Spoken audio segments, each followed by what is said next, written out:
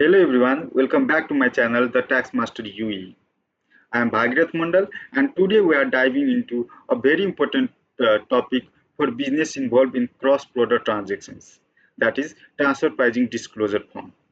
If you are running a multinational company or even just managing related party transactions across the different jurisdictions, you might have heard the concept of transfer pricing.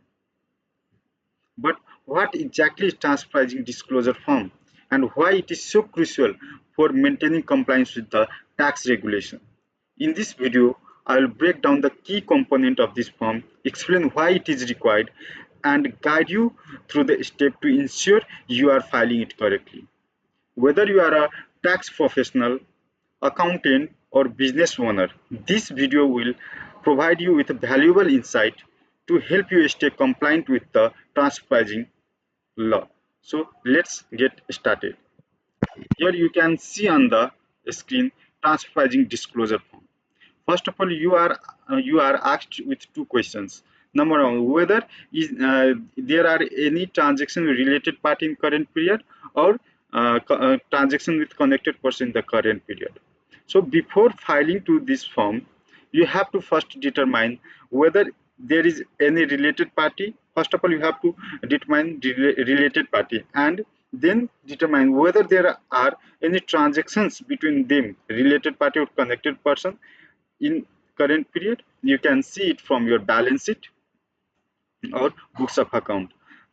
Then after if there is no any transaction, then you can directly select to no and no in both the cases. And if you select yes, if you select yes in both cases, in that case you have to then provide the adjustment. If there is adjustment is required when, let me explain. First of all, you have to, if there is any transaction with related party or connected person, in that case these transactions should be at arm's length price or market value. And if these transactions are not at arm's length price or market value, in that case tax authority require you to uh, compute the price of that transactions using the transfer pricing rule. And once you determine the arm's length price for that transaction, then you compare that arm's length price with the price you have transacted. So if there is higher or lower, in that case you have to adjust that price here. And if there is any amount like that, you have to put the value here, adjustment in market value. You can see in the lower part. If there is any payments or benefit you have received from connected person and it is not at market price, in that case you have to compute the arm's length price for that transactions, and then um, compare that price with market value. And if there is any difference, you have to put here the amount in AED. Again, if there is any transaction between related person, any transaction in respect of assets and liabilities, transfer of assets and liability between the related parties, and if there is a gain or loss, again you have to put the adjustment. You have to give the adjustment price. First of all, you compare first of all compute arm's length principal, arm's length price, and then compare that price with current um, uh, price of assets and liability, and then you will get to know the exact amount of difference, whether it is in gain or in loss. You have to put that adjustment value here, whether it is gain or loss. After that, you can see on the screen on the next page. First of all, we have to provide detail of the gross income. You can see there are three sections here. One, gross income received from related party, expenditure paid to related party, and the summary table. So first section is gross income received from the related party. So here, what are the details we need or we need to fill? We can here you can also see here it is in summarized form. First of all, here you have to determine how many related party transactions are there. Suppose you are doing that transaction with one related party only, then only you put their name. If there are different 10 related parties and you are doing 10 transactions with each of them, then you have to provide all the related party details here. What is the name of related party and transaction type? In transaction type, you can, here it is mentioned, you can example, in example it is mentioned goods, but there are many list will appear there, whether it is intellectual property, assets, liability, goods, service and others. And then tax residency, where is the related party is from which country and in which country it is residence. In example it is written here India, and the gross amount you received from that related party.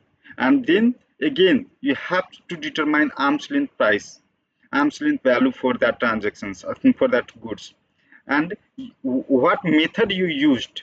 You There are 5 methods of transfer pricing to determine arm's length principle.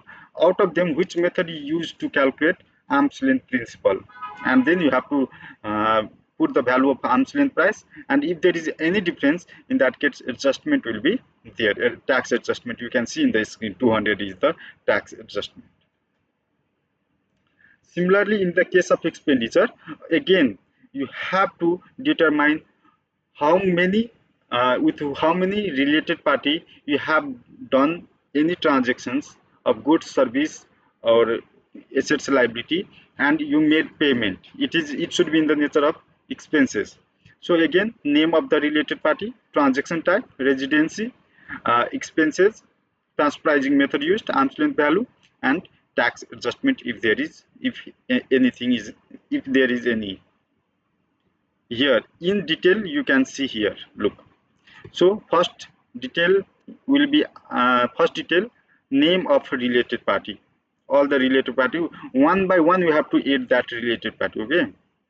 And then transaction type, in transaction type you can see here goods, service, intellectual property, interest, assets, liabilities and others. So whichever is applicable to your case you can use that. And in tax residency, again you have to select the country, you have to select the country here, and then gross income you receive from that related parties, and then arm's length value if, and then you have to determine the arm's length value for that transaction and put here. Again you can here also and the in the last part you can see and the transfer pricing method you applied, what method you used to calculate arm's length value for that transaction. Again you have to select from here. There are 5 methods: comparable uncontrolled price method, resale price method, cost plus method, transaction net margin method, and transaction profit split method. So when you should use this step method, out of what is your which will be your suitable, which will be suitable method for your cases, it different on the case to case basis.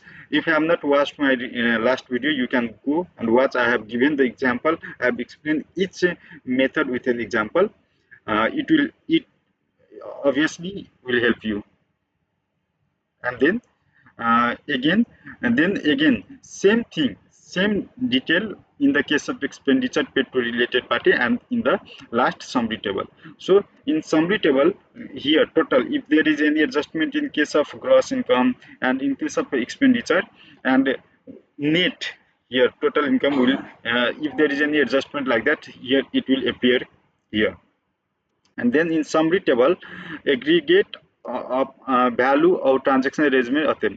So if there is any purchase or sale, in case of sale, income amount here, in case of purchase, expenses. So service rendered or received, whether you rendered or not. In case of rendered you can put here, in case of received you can put here. Royalty, license fee, anything. In case of intellectual property, if you received, then it will be expenses for you. If you provided this royalties, or in that case it will income for you, have to put here.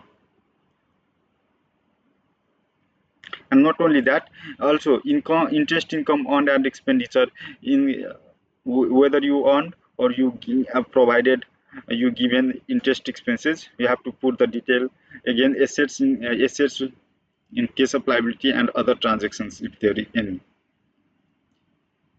And then you can see connected person schedule. After completing this detail, we'll discuss about connected person schedule. Again, in connected person schedule, we have to provide the name of the connected person, TRN number or TIN number where applicable, whether we made payment or we received, whether, and also here description, like whether it is salary or whatever. We have to describe that why we received payment and why we made payment. The reason should be we have explained here.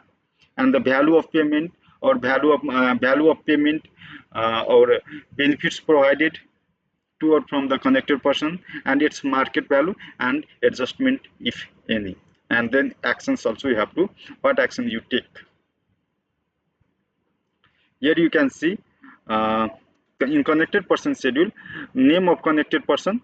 First detail will be name of the connected person, tax TRN number or TIN number if available, whether you received or you made payment or you received the benefit, description, um, what services or goods or what transaction you did so that you need to make payment or you received. You have to put that description. And then total amount of benefit you received from benefit or payment you received or made payment to the connected person, and what is its market value. You have to again put here. If there is any difference, then adjustment to the transaction with the connected person will reflect here. It is automatically here. When you select when you choose here payment, you go to payment or benefit section, there two options will appear, benefit or payment. You have to choose accordingly. After that, again the document list of document required: financial statement, local file, master file, and other confirmation of ownership or right to intellectual. In case of intellectual property, look, you can whatever document is required in your case, you can uh, prepare that documents before filing tax return. And then document to support market value of financial assets or liability at the start of the first year. Yeah, this is yes, this is the first tax period, transition period. So here you have to at the beginning of, if there is any financial assets or liability at the beginning of which are running from many years or previous year, in that case at the beginning on the first date of this corporate tax period, you have to determine its market value, and then that market value should be reflected in the financial statement. So you can do it, you might have done. And thank you for watching. Please, again I'm requesting, please like, comment and subscribe to my channel. Thank you so much.